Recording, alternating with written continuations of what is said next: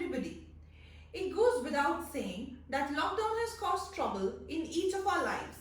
Presently, we are going through the third series of lockdown, and though there have been few relaxations depending upon the zones which you fall in, but still, starting and operating of the workplaces has its hassles.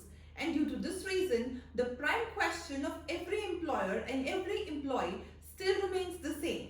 That is, are the employees entitled for the salaries in the months of April and May? This is an understood fact that the employees haven't been able to work perfectly for the company during the lockdown like they used to earlier. This, dear friends, is a classic example of what we call a Dharam Sankat.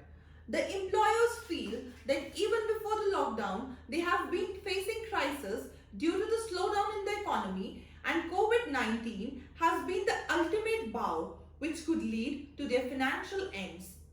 Same is the situation with the employee or the laborer who himself was in a hand-to-mouth condition, struggling for his survival with the meager salary. So today, we'll be discussing some Supreme Court cases and central government notifications to clarify as to what is the current rule laid down by them. Before we go any further, kindly subscribe to our channel and click on the bell icon so that you don't miss any important update. When we were experiencing the first lockdown, at that time, the Ministry of Home Affairs released a circular under Section 10 of the Disaster Management Act.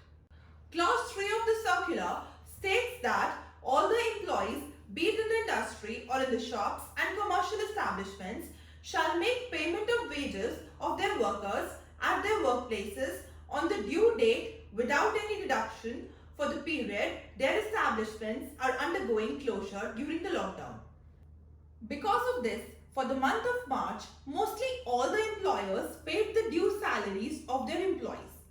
Now, after that, the lockdown got extended till 3rd May and thereafter till 17th May. Now that in most of the industries there has not been a single day of work, the question remains that is it reasonable by the central government to force the private employer to pay the salary by the powers conferred under the Disaster Management Act? To quash this, 2 cases were filed in the Supreme Court of India. The first case is of Ficus Packs Private Limited and the other one is of Ludhiana Hand Tools Association.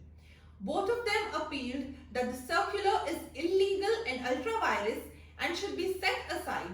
Moreover, the subsequent notices issued by respective state government by relying upon this should also be set aside. In the Karnataka-based Ficus Packs Private Limited, it was argued that the notification is ultra-virus, meaning thereby that the central government has no power to force a private entity to pay their workers a salary for a period in which no work has been done by them. Yes, on humanitarian or ethical grounds, the same can be done, but nothing can be imposed on them through statutory provisions. To strong arm their argument, they had cited 2 articles of the Constitution of India. Article 14, which speaks about the equality before law. So in the light of this article, if we see the notification, it is very biased towards the employer, as during this difficult time when everyone is facing so many troubles, even then in this notification, the employers and employees are being treated differently.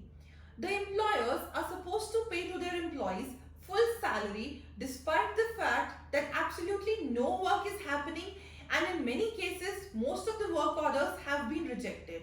Moreover, the future too holds a bleak picture for them. It is clear that employees are given privileged treatment. Furthermore, this notification generalizes all the workplaces and so is applicable even to the biggest MNCs and the smallest shops. The big industries might be able to sustain themselves as they have cash reserves, but for micro, small and medium enterprises, it becomes very much difficult to do so, and such notification would do no good. Rather, it would shove them towards bankruptcy. The second article that was mentioned was Article 90, that talks about the right to occupation in India.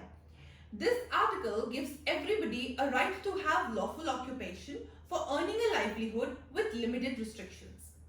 Under this article, usually whenever a person runs an organization, there is a contract between the employer and the employee, which could be either expressed or implied.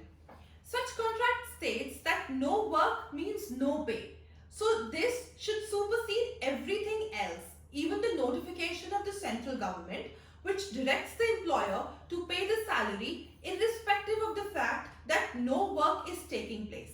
In Ludhiana Hand Tools Association case, it was stated that the notification will lead to a lot of companies getting into insolvency as the employers are made to pay their employees full salaries despite the fact that absolutely no work is happening, and in many cases most of the work orders have been rejected.